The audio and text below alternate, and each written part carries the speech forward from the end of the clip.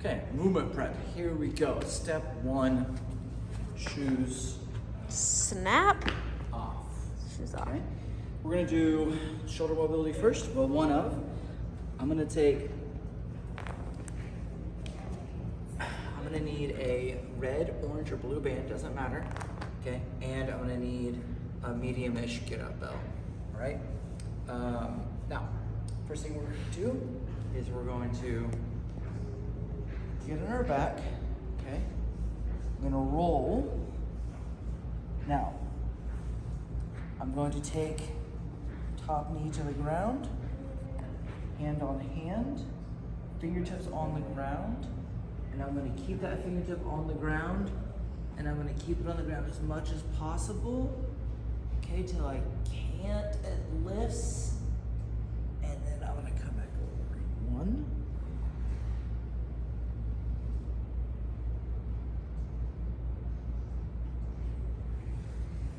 2, okay? Now, as I'm doing this, my goal is to keep my belly button in the same relative position so that I don't open. If the knee comes off the ground, I'm doing the wrong exercise. The knee stays on the ground. So if I go and I start to lift the knee, I'm done. I need to stop and come back. So I do 7 and 7, keeping the knee pressing into the ground. I do that 7 and then I switch.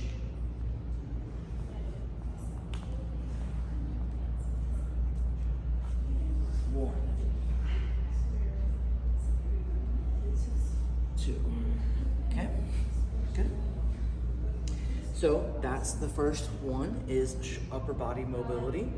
We're gonna move right into lower body mobility.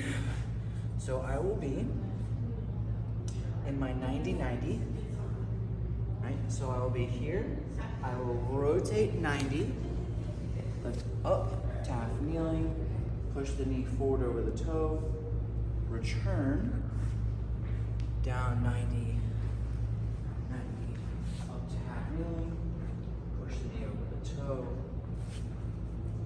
Okay, now, if the 90-90 is difficult, very simple, 90-90, hands on ground, 90-90, hands on ground, crawl, to push the 90.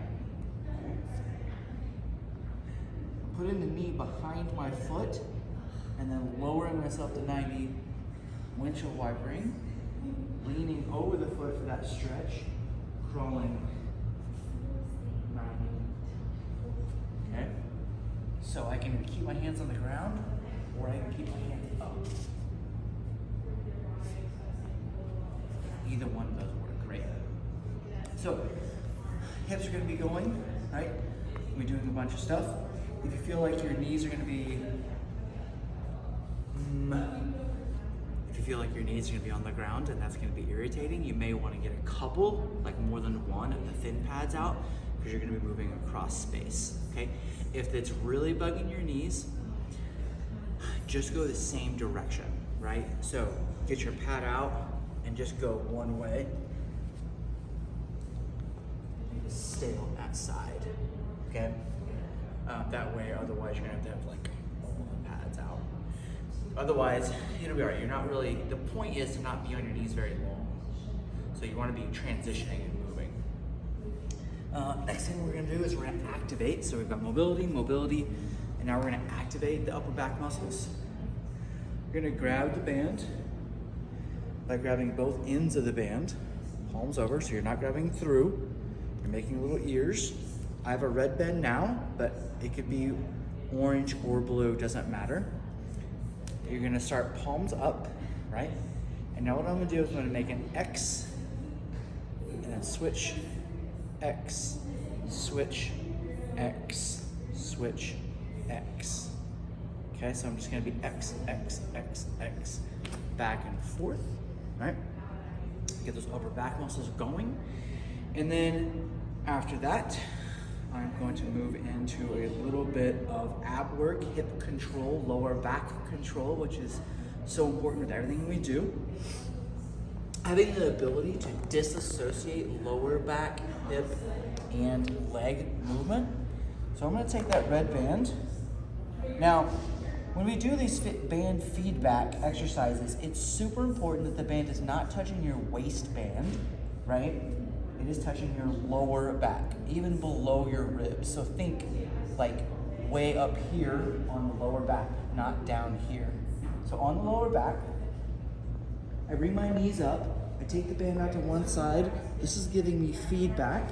Now what I'm gonna do is I'm gonna take both my knees are gonna stay bent, my lower legs are soft, and I'm just going to raise and drop my heels without letting go of the band, tap, and then back up, okay? If that is too difficult, I can do one at a time, okay, in kind of a march style, good. If that's easy, I will make this distance bigger.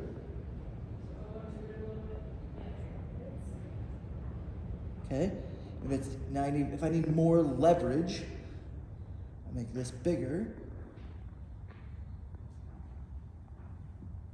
Difficult. Okay. So if I'm going, right, and I pull tension out, and I go and I get slack here, it means I've lost control of my lower back against my hips, against my legs. So I need to reset, find that tension, and just to move to what I can control by pressing my lower back into the band. Okay? And then we will do a little bit of kettlebell skill heart rate at the very end. You'll take that kettlebell that's gonna be bigger than you think it needs to be.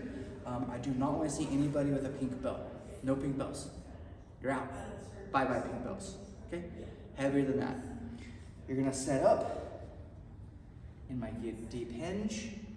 I'm gonna put one hand on the kettlebell. I'm gonna take one hand close to it. I will high hike and I will tap the bell at the top, go back into my hinge, and then tap belt again for 7 repetitions. So here, 1, 2, 3, 4, 5. Super important. Watch what happens when I end this repetition. 7. So that would be 7 in a row, but we're gonna do 7 dead stop. So it'll look like this.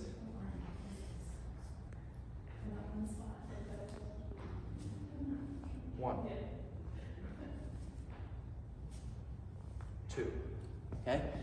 So you're not swinging for reps. You're gonna be on the coach's command. Stop, go, stop, go. You're tapping the bell at the top so that you align your collarbone so that we're not over-rotated in any part of the swing. So I have hand on bell, hand on bell, hand on bell for 7 and 7. Heart rate, breathing, right? And that's the goal, and that is the movement prep for the next program.